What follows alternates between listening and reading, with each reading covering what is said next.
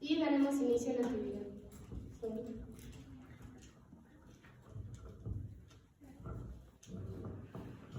Buenas tardes, compañeros. El objetivo de la entrevista es que el grupo del segundo A fortalezca su conocimiento sobre la historia de nuestra comunidad a partir de una entrevista que durará 50 minutos, con la finalidad de que al ser cuestionados sobre nuestra historia podamos aportar respuestas argumentadas.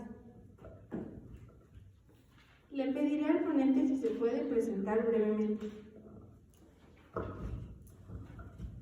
Hola, muy buenas tardes a todos. Mi nombre es Mario Mejía Velázquez, soy licenciado en Derecho y bueno, soy originario de aquí de la comunidad de San Pablo Huitzo. Actualmente soy representante de un colectivo llamado Queche Huitzó, el cual tiene como finalidad realizar investigación acerca de la comunidad, así como también difundir la misma. Y bueno, pues estoy muy agradecido por la invitación. Muchas gracias.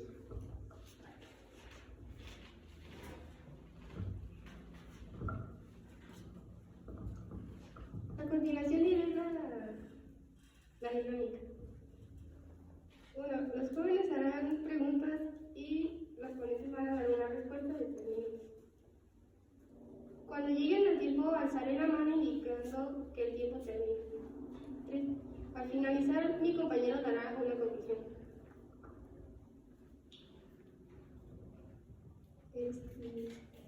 Le pediré a mi compañero Bruno que diga la pregunta 1. ¿Cuántas culturas se asentaron en Huitzo?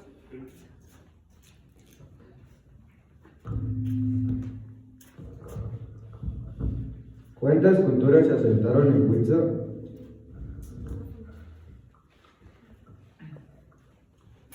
Bueno, el territorio que hoy ocupa nuestro municipio ha sido ocupado por diversas culturas a lo largo del tiempo. Entre ellas, pues podemos enumerar a la cultura zapoteca, a la cultura mixteca, a los náhuatl y asimismo, pues con la conquista, pues los españoles y pues posteriormente, pues ya, pues tenemos una cultura mestiza, ¿no? Pero digamos, si hablamos antiguo prehispánico, pues fueron los mixtecos, los zapotecos, los náhuatl.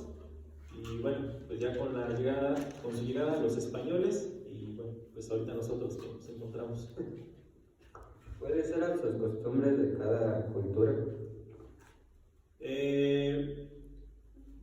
Pues varían, ¿no? Cada cultura pues ha tenido sus particularidades a lo largo del tiempo. Pues podríamos decir que lo más antiguo, creo que nosotros, bueno, a lo mejor ustedes ya tienen el conocimiento. La historia la dividen en periodos preclásico, clásico y posclásico. Y bueno, tenemos también otra clasificación que son las aldeas, los centros urbanos, las ciudades-estado.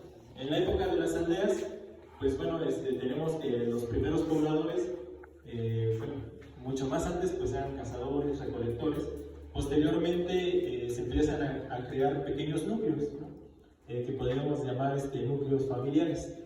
Que tenían, digamos, una pequeña área en la que tenían su influencia. En el caso de Huitzo, por ejemplo, los arqueólogos, que son los que se encargan de estudiar estos temas, nos hablan de que muy posiblemente hubo una jefatura en el sitio que conocemos como La Lomita, en el barrio del Rosario. A lo mejor algunos ya conocen ahí el sitio donde están los jueguitos. Ahí ese montículo pues era una unidad, ¿no? Donde vivía un padre de familia que posiblemente era el dirigente de ese núcleo poblacional y bueno, él tenían una área de influencia a su alrededor. Posteriormente tenemos que estos pobladores suben a los cerros, ¿no? Entonces tenemos, por ejemplo, en el caso de Huitzo se plantea de que suben al sitio que tenemos hoy aquí en el Cerro de la Campana o Cerro de la Cantera, que compartimos con Suchiquitomo. Y posteriormente estos sitios son abandonados y nuevamente bajan o se dispersan, ¿no? En lo que es el valle. Entonces los arqueólogos igual sugieren de que en el sitio de La Lomita vuelven a regresar. Entonces de ser primero una aldea en este sitio, vuelven a regresar, a lo mejor en su memoria venían de que ahí vivían sus antepasados y pues vuelven a este sitio, ¿no? Entonces, a lo largo del tiempo, pues se ha venido dando, a lo largo del tiempo, pues se ha dado esta movilidad, ¿no? Dentro de las culturas.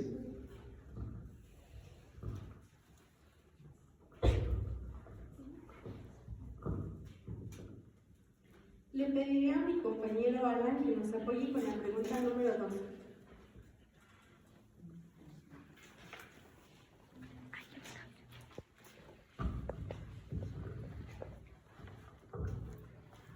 ¿Cómo se utilizaba el árbol del guajilote en la época prehispánica?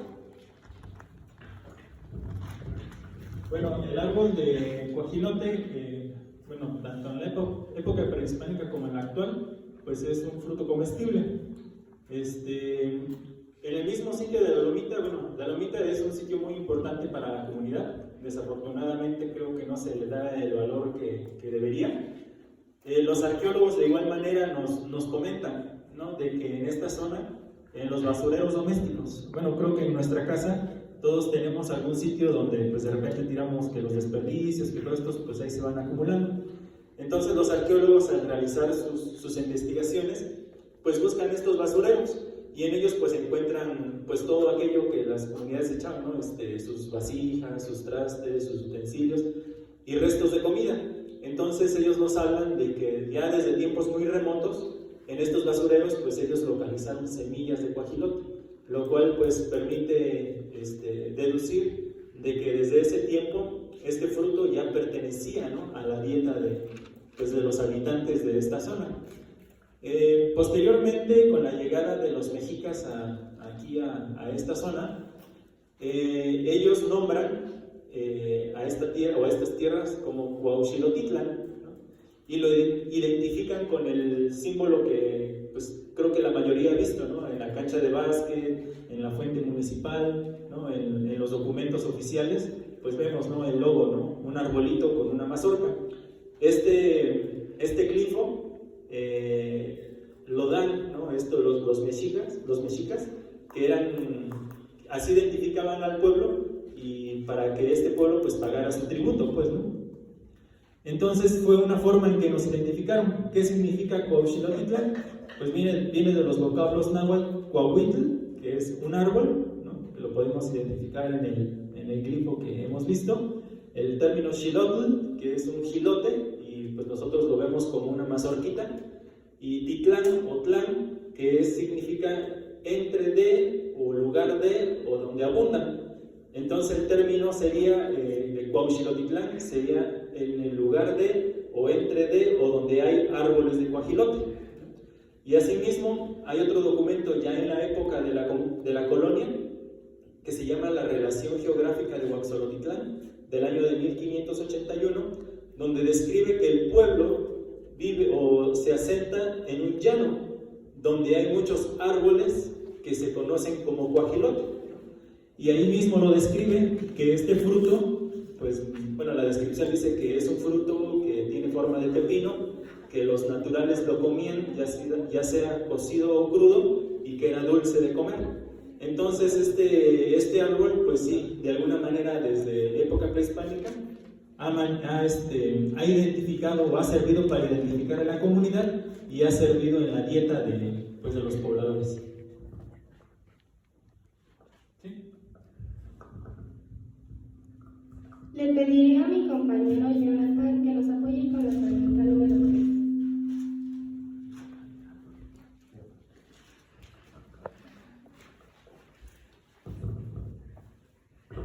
¿Cómo influyó el Cerro de la Campana en la cultura prehispánica? ¿Cómo que, perdón? ¿Cómo influyó el Cerro de la Campana en la cultura prehispánica?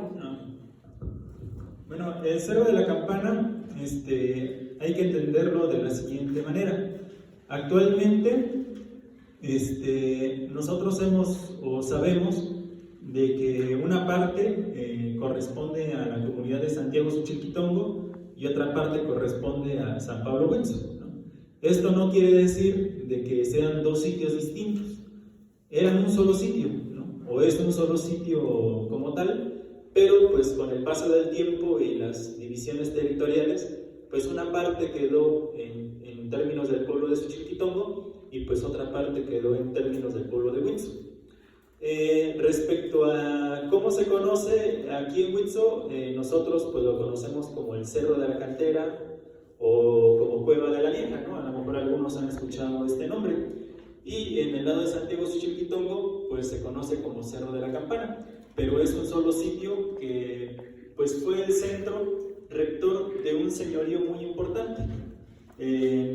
Esto lo sabemos, o esto de igual manera los arqueólogos y los investigadores lo deducen por, bueno, el ejemplo más claro es la tumba 5. A lo mejor algunos de ustedes también han escuchado hablar de esta tumba, en la cual por el tipo de arquitectura, por la pintura mural que se encontró, por otras características mismas de la construcción, pues ellos hablan, ¿no?, de que pues era quien habitó esta zona, pues era alguien que tenía pues mucho poder, ¿no?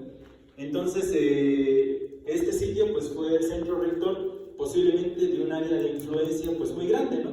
Podríamos hablar de los pueblos de Telix, Huitzo, Xúchitl y los alrededores, ¿no?, en los que este señorío, y con sus principales, con sus reyes o sus coquis, como lo podamos entender, pues ellos gobernaban, ¿no?, esta zona, y pues tenían alianzas con otros pueblos, ¿no? Entonces, pues esa sería, digamos, a grandes rasgos, la forma en que podríamos entender lo que es el Cerro de la Campana, ¿no?, como un sitio que actualmente se encuentra entre dos comunidades, que era uno solo y que pues tenía un área de influencia pues bastante importante en la región.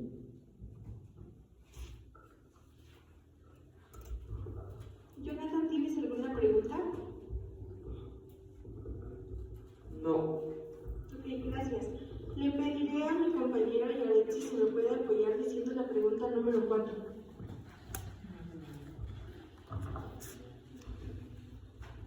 ¿Cómo fue la época de la colonia en San Pablo Huitzo? Bueno, si nosotros venimos siguiendo un poquito la línea del tiempo, por así decirlo, como ya les mencionaba, ¿no?, en la época prehispánica, pues aquí hubo un señorío muy importante. Entonces, cuando llegan los españoles, pues ellos siguen detectando, ¿no?, que en esta zona pues era un sitio pues de relevancia. Entonces lo que hacen de alguna manera pues es conservar ciertas estructuras. Entonces aquí en Huitzo, en lo que ya conocemos hoy como Huitzo, como nuestra comunidad, ellos fundan, ¿no?, lo que se denomina el corregimiento de Huaxolotitlán. Este corregimiento pues era una institución española, es decir, los naturales pues no tenían pues prácticamente nada que ver, más que ser como gobernados. Y este corregimiento se encontraba encabezado por un corregidor, y el corregidor pues era una figura española, era un español que era nombrado por el rey, el cual venía pues a administrar estas tierras. Entonces Huitzo fue cabecera de un corregimiento que tenía en un principio 9 pueblos sujetos. Y estos pueblos eran los que hoy conocemos como Telixtlahuaca, Huitzo, Xochilquitongo, Magdalena, Zautla, San Juan del Estado, Magdalena, Santo Domingo Tlaltinango, Mazaltepec, Zautla, San Felipe Tejalapa, San Lorenzo Cacautepec, ¿no? Entonces toda esta zona que hoy conocemos como Valle de Etla, pues era administrada, ¿no?, por esta figura, este corregidor. Y aparte también de la figura administrativa que estaba encabezada en el corregimiento, también en Huitzo hubo una cabecera religiosa que pues bueno, nosotros pues conocemos la iglesia, ¿no?, que es un templo y un ex convento. Entonces esta cabecera religiosa pues de igual manera era la encargada de enseñar la doctrina pues a los naturales, a los indios o a los indígenas, ¿no?, como les queramos llamar. Entonces todos los pueblos pues de alguna manera venían, ¿no?, a lo mejor en un principio venían, y aquí pues eran adoctrinados, aquí oían misa, y pues posteriormente también los frailes que se encontraban en este ex convento pues también iban, ¿no?, a las comunidades a hacer visitas. Iban a hacer bautizos, iban a hacer misas, iban a cumplir con los servicios pues, que tenían que cumplir. Entonces, esa digamos es la importancia de la comunidad dentro del corregimiento, ¿no? Que fue una cabecera donde residía el corregidor, que era una administración española, y que pues también había una administración religiosa, ¿no? A cargo pues de la iglesia. Janet, ¿sí tienes alguna pregunta sobre eso? ¿Qué comían?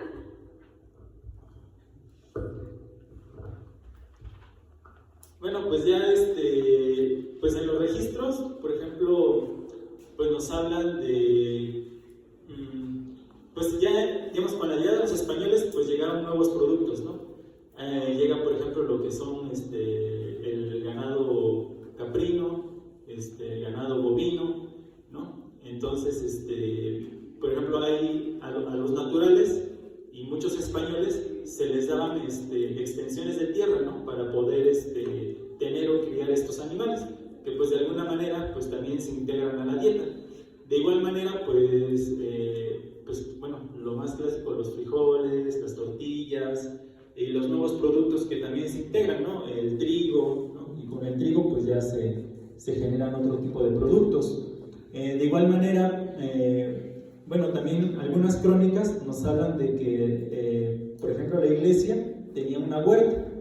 Entonces, todos los terrenos que nosotros conocemos de la iglesia rumbo a la estación, posiblemente pertenecían a la iglesia y eran la huerta donde los frailes sembraban pues otros productos. Se habla de duraznos, albaricoques, bueno, otro tipo de frutas, verduras, vegetales, que pues ahora sí que con el intercambio o con el mestizaje, ¿no? Que se dio entre los españoles y los naturales, pues también se dio un mestizaje en la comida, ¿no? Entonces, productos que venían de España se integraron a la dieta de los indígenas y pues de igual manera, ¿no? Productos indígenas como el maíz, el frijol, el chile, entre otros, pues se integraron a la dieta española.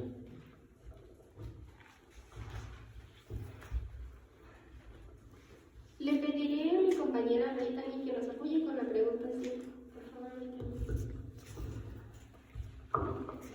¿Cuáles fueron las consecuencias negativas y positivas de la presencia de los españoles sobre los prehispánicos? Pues bueno, es una pregunta muy interesante porque realmente en muchos casos fue un intercambio. Claro que siempre, digamos, los indígenas macehuales, o podríamos decir el pueblo, el común, pues fueron los que sufrieron pues más en cuanto, por ejemplo, despojos de tierras.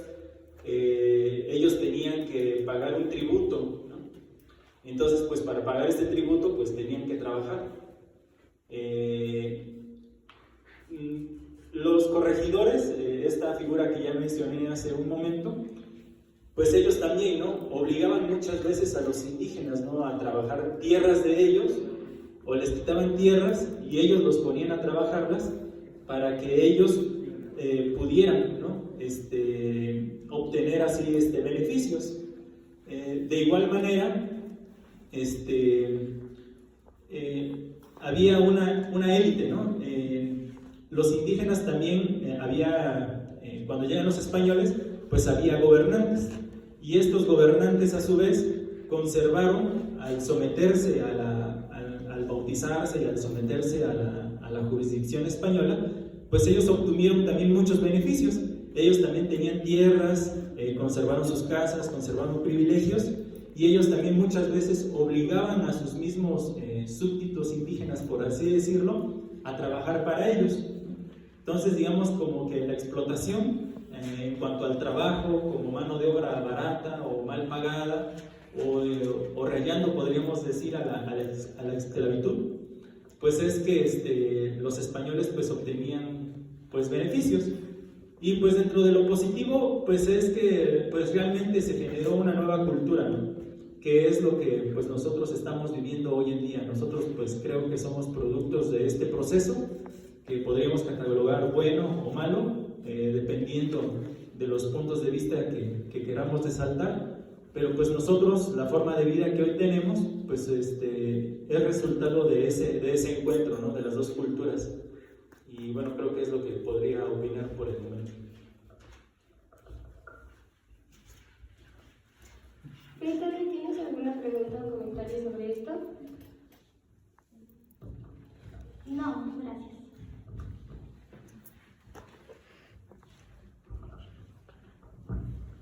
Le pediré a mi compañero Samuel que me apoye con la pregunta número 6. ¿Cuál es la importancia del exconvento de Huitzil? Como ya lo mencionaba, el exconvento se construyó al ser parte de la cabecera. Como les decía, Huitzil fue cabecera de un corregimiento, tanto administrativa como religiosamente. Entonces el convento servía como un lugar donde residía esa administración. Había frailes, habría un prior, ¿no? Que es como se le denomina, que era como que el padre que administraba a los demás frailes que se encontraban en el convento. El convento pertenece a la orden de los dominicos. Los dominicos llegan a Huitzil en el año de 1554. Entonces, desafortunadamente, al día de hoy, no contamos con un registro en el cual nos diga en tal día y en tal fecha, o en tal año se empezó a construir, o en tal día o en tal año se concluyó la obra. Podemos deducir que una vez que llegaron los dominicos, se empieza, ¿no?, la construcción del templo. Y en cuanto a la construcción, pues muy posible por los años de 1620, 1624, por esas fechas, hay una persona que seguramente algunos de ustedes han escuchado el nombre de Miguel Cruz Caballero, que es la biblioteca municipal. Miguel Cruz Caballero, él escribió un pequeño libro y él recuerda o hace mención de que en la iglesia había una piedra y que en esa piedra había una fecha, y pues él presume de que en esa piedra o esa fecha es la que podría ser la conclusión de la construcción del exconvento. Y como les digo, ¿no? Pues importancia pues radica en que pues en su arquitectura, pues en las imágenes con las que se encuentran, en el claustro, ¿no?, en todas estas partes de la arquitectura que pues sirvieron o estuvieron o tuvieron como finalidad pues evangelizar, ¿no? Evangelizar a los indios, a los naturales, y pues esa era su principal función. Samuel, ¿tienes alguna pregunta? No. Gracias. Le pediré a mi compañero Luis que nos apoye con la pregunta número 7. Por favor, Luis.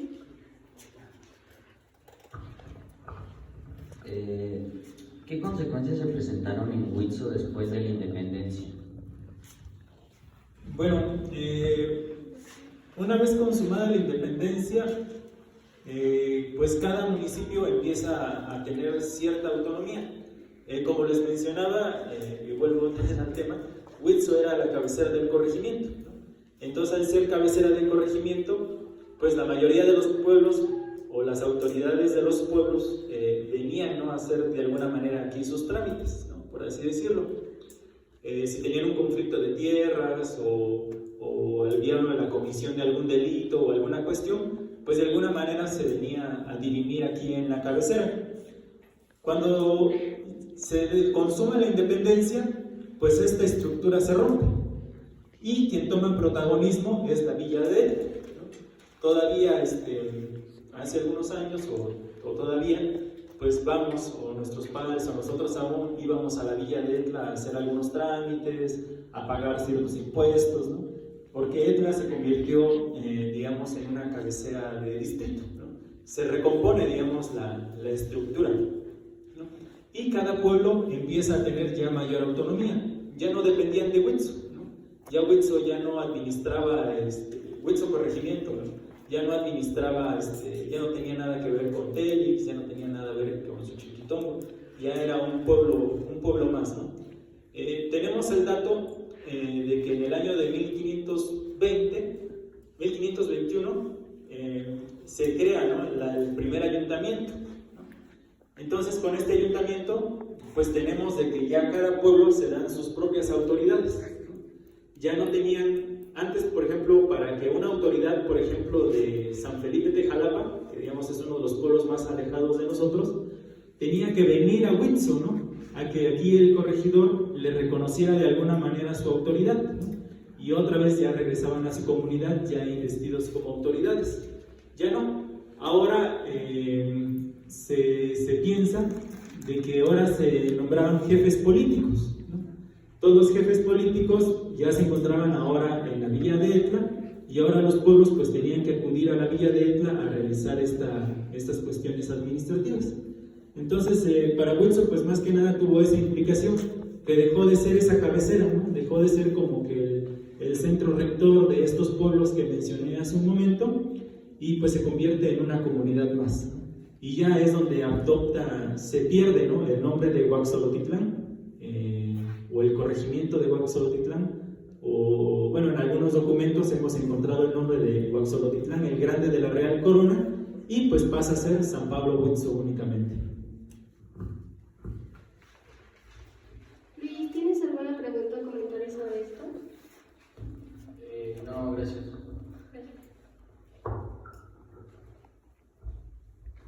Le pediré a mi compañera Daiva que me apoye con la pregunta número 8. ¿Qué beneficios trajo la llegada del ferrocarril? Bueno, pues el ferrocarril permitió a la comunidad participar dentro de un intercambio de bienes, digamos de una forma más pronta, ¿no? A como se daba anteriormente, ¿no? Anteriormente para el intercambio de mercancías pues lo hacían a pie o en carretas, ¿no? Que eran pues los únicos medios que se podían transportar. Pero pues ya con la entrada del ferrocarril pues ya era más fácil poder viajar a la ciudad de Oaxaca o a la Ciudad de México. Y en Huitzo pues estableció una estación, ¿no? Creo que pues nosotros conocemos la estación del ferrocarril, pues en la cual permitía que la comunidad pues pudiera participar de forma más inmediata, ¿no? A este intercambio de bienes. Asimismo, también Huitzo durante muchos años fue reconocido como uno de los pueblos que dio la mayor cantidad de mano de obra, ¿no? Para el ferrocarril.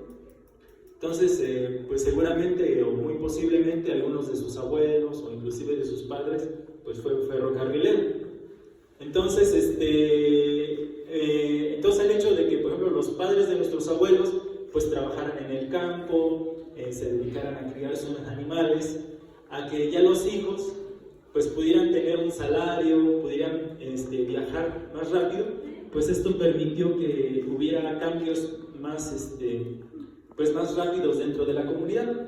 Y un ejemplo que estamos trabajando en una investigación que estamos haciendo acerca de la indumentaria de Huitzo, pues es de que anteriormente pues las personas vestían de manta, ¿no? Camisa de manta, calzón de manta, huaraches, que era, digamos, como que la forma en que generalmente vestían los hombres, pero pues al integrarse a esta mano de obra, pues ya la manta, pues nosotros la conocemos, ¿no? Es una tela muy frágil, ¿no? Al estar trabajando, pues seguramente se les iba a deteriorar muy pronto. Entonces, pues ya los hombres que eran los que se iban a trabajar, pues ya tenían que usar botas o zapatos, ya tenían que usar una ropa más resistente, ¿no? Que les permitiera desarrollar sus actividades. Entonces todo esto pues fue generando también cambios, ¿no? En la forma de vida de las comunidades.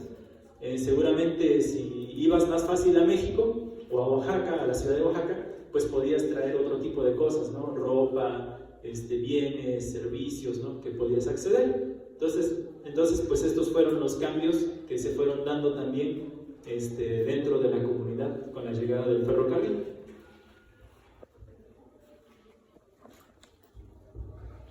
¿Tienes alguna pregunta sobre esto?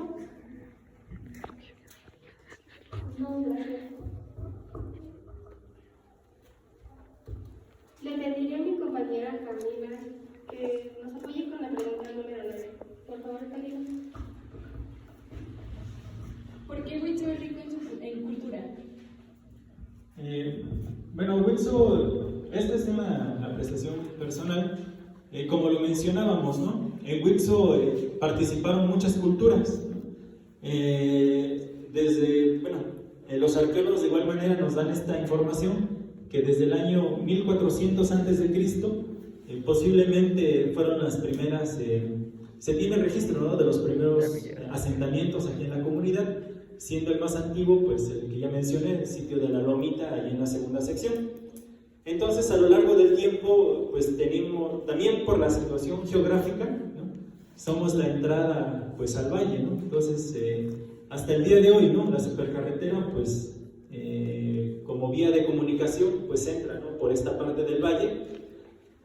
Entonces, esta movilidad o este acercamiento de las comunidades, pues permitió ir enriqueciendo la vida de la comunidad, primeramente con los zapotecos, después con la llegada de los mixtecos, seguramente ahí hubo un intercambio, después con la llegada de los mexicas, hubo otra modificación en cuanto a la sociedad.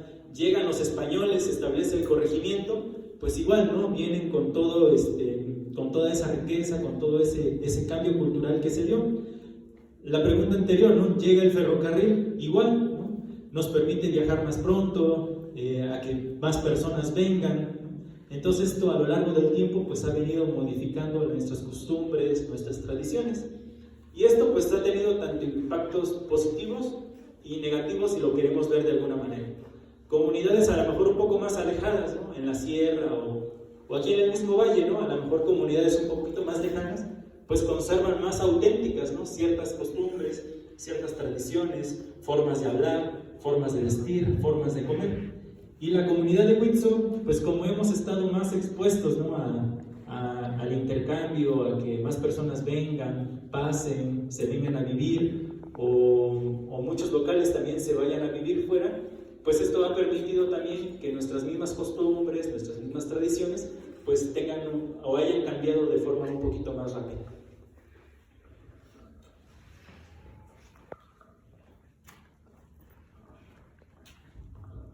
Camila, ¿tienes alguna pregunta sobre esto? No, gracias. Le pediré a mi compañero José Alberto que nos comparta una conclusión.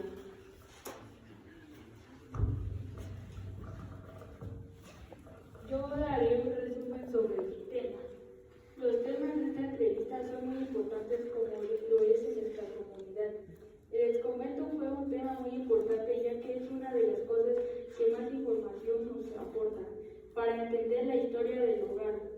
El Cerro de la Campana y el ferrocarril no se quedan atrás a la hora de aportar cultura e importancia, lo cual nos enseña que hasta los lugares menos pensados tienen las cosas más increíbles.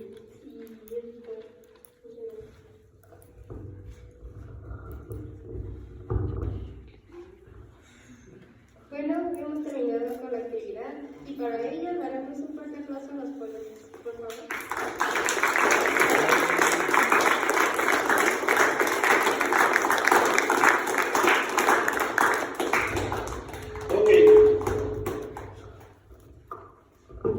Bien, chavos, pues hemos terminado con esta actividad. Creo que se logró el objetivo de la misma, ir reconociendo qué es lo que nos aporta nuestra comunidad, entender el tránsito entre la época prehispánica, colonial, el México independiente, el México de la Revolución, ¿no?, y llegar al México contemporáneo. Es una responsabilidad de la escuela el saber, el compartir, el investigar, el cuestionar cuál es la realidad y la historia de las comunidades donde se encuentran, ¿no? Y hoy ustedes tienen argumentos para poder definir, para poder compartir cuando alguien les cuestione qué es Huitzó, ¿vale? Huitzó tiene muchísima historia y es nuestra responsabilidad hoy explicar y entender que esto nos crea identidad, ¿vale? Entonces, jóvenes, creo que hoy llevamos un compromiso después de esta plática, el seguir conociendo nuestra cultura para poder argumentar, como todo estudiante debe estar en una escuela, ¿vale? Y bueno, creo que lo logramos, hubo preguntas, es la primera vez, también reconozco que hay jóvenes que están experimentando, que no han tomado un micrófono y que hoy hacen una pregunta, y pues nada, la escuela también genera experiencias. Entonces, un fuerte aplauso para ustedes, nuevamente para los ponentes, por favor.